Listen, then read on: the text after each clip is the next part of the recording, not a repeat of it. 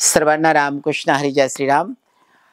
आज संत कबीराबद्दल गुरुदेव बोलणार आहेत, कारण की साधू संत जगाच्या कल्याणासाठी जन्माला येत असतात आणि त्यांचं जेही कार्य असतं ते जगासाठी असतं। संत कबीर हे उच्च कोटीचे संत होते आणि आज त्यांच्या काव्य लेखणीतून त्यांची दिव्य प्रतिमा आपल्या सगळ्या समाजाला बघायला वाचायला मिळते। संत कबीर म्हणतात, गुरु मूर्ति गती चंद्रमा सेवक नैन चकोर 8 प्रहर निरकत रहे गुरु मूर्ति की ओर। संत कबीरांनी गुरुचं महत्व सांगितलेलं आहे। चंद्राची आणि चकोर पक्षाची जी उपमा आहे ती सद्गुरूला आणि एका सदशिष्याला दिलेली आहे। आता चकोर पक्षी जसा सदा सर्वदा 8 प्रहर त्या चंद्राला न्याहाळत असतो आणि त्या चंद्राशी पूर्ण एकरूप होत असतो, म्हणजे चकोर पक्षाचा भाव त्या चंद्राबद्दल इतका एकरूपतेचा असतो, जसं पाणी पाण्यात टाकल्याच्या नंतर त्याला बाजूला करता येत नाहीये किंवा दूध दुधात टाकल्याच्या नंतर ते ओळखू येत नाहीये। हो, सेम सद्गुरू आणि एक शिष्य म्हणजे सद्गुरूचा सदशिष्य चंद्राकडे जसा चकोर पक्षी पाहत राहतो, पाहत राहणे म्हणजे काय, नुसतं पण एकसारखं बघतात का अशातला भाव नाहीये, तर आपल्या सद्गुरूच्या चरण कमलामध्ये सदा सर्वदा कोणताही प्रसंग असो आनंदात राहणे, सद्गुरूची सेवा स्वीकार करणे, सद्गुरूच्या सेवेचा बहार सहन करणे आणि सर्वात महत्वाची गोष्ट आहे ते फक्त आणि फक्त आपल्या सद्गुरूच्या आनंदासाठी, त्याच्यामधून माझा काही फायदा आहे का, मला काही सुख आनंद मिळतोय का, माझं काय हित आहे, माझं काय भलं आहे, ह्या कल्पना आशा अपेक्षा तिथे कुठेही थांबत नाही, याला जागा नाहीये। म्हणजे सद्गुरूशी एकरूप होणे, सद्गुरूच्या आदेशाचं पालन करणे आणि त्या सद्गुरूला आपल्या इष्टदैवताला आपल्या इष्टदैवताच्या ठिकाणी ठेवणे। इष्टदैवत म्हणजे काय, उदाहरण आपल्या श्रीराम शक्तीपीठाचे इष्टदैवत हनुमंत आहेत, म्हणजे ज्या देवतेला आपण मानतात त्या देवतेप्रमाणे आपल्या सद्गुरूला मानणे, त्याचं चिंतन करणे।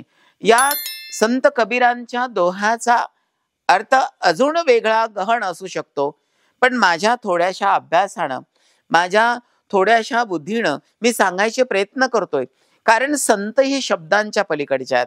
संतांची साधना, संतांचा उपदेश, संतांचा मार्ग, संतांनी जी आतापर्यंत या राष्ट्रासाठी जेही काही केलेलं आहे मंगल कार्य, हे शब्दांच्या पलीकडे आहे।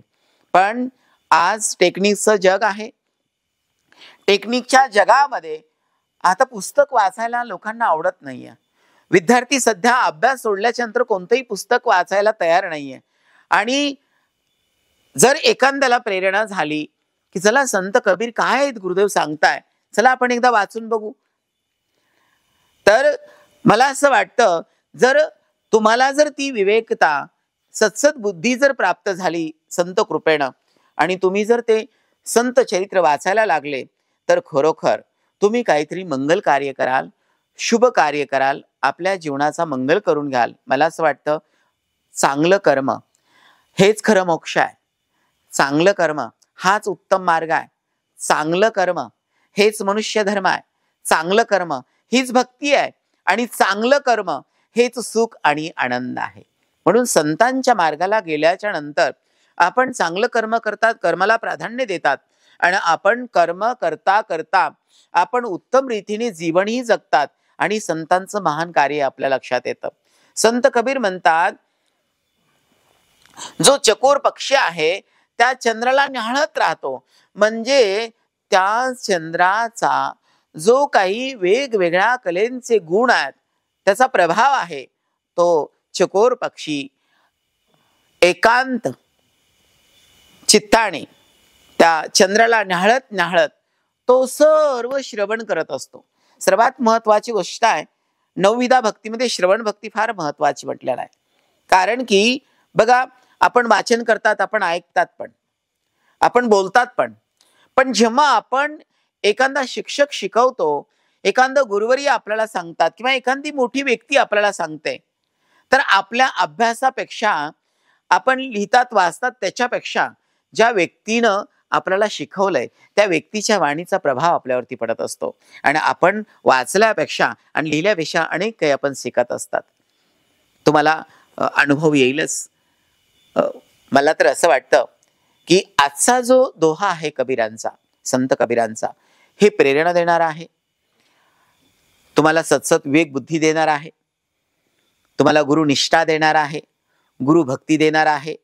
आणि आता मला असं वाटतं, हल्ली आता ह्या मोमेंटला किंवा ह्या परिस्थितीला एकमेव जो भगवाधारी संन्यासी आहे, ज्याने प्रत्येक गोष्टीचा अनुभव घेऊन काही गोष्टी त्या संन्याशाला योग्य वाटत नाही त्याचा तो त्याग करत असतो, आणि ज्या गोष्टी योग्य आहेत त्याला तो धारण करत असतो, आणि धारण करून आयुष्यभर शेवटच्या क्षणापर्यंत तो समाजाची सेवा करत असतो. संत, साधू संत दिसायला आपल्यासारखे दिसतात आणि ते आपल्यासारखे आपल्याला वाटत असतात, पण आपल्यासारखे दिसतात, आपल्यासारखे बोलतात, सगळ्या क्रिया आपल्यासारखे करत असतात, पण हो, ते आपल्यापेक्षा अतिशय वेगळे असतात, शब्दांच्या पलीकडे असतात. म्हणून दुर्मिळ साधू संतांचं आपल्याला दर्शन होत असतं. पण विशेष मी सांगेल की संत कबीराचे दोहे ज्यावेळेस आपण घेतात, त्याचं चिंतन करतात, तर सर्व साधू संतांचं, त्यांच्या ज्ञान वैराग्याचं, त्यांच्या मंगल चरणाचं, त्यांच्या उत्तमातून उत्तम कर्माचं आपल्याला दर्शनही होतं, आणि आपल्याला हो, संतांचा मार्गही आपल्याला मिळतो. मी अपेक्षा करेल आपल्या सगळ्यांना समजलं असेल. ओके, आपण सगळे एकदा वाचूया.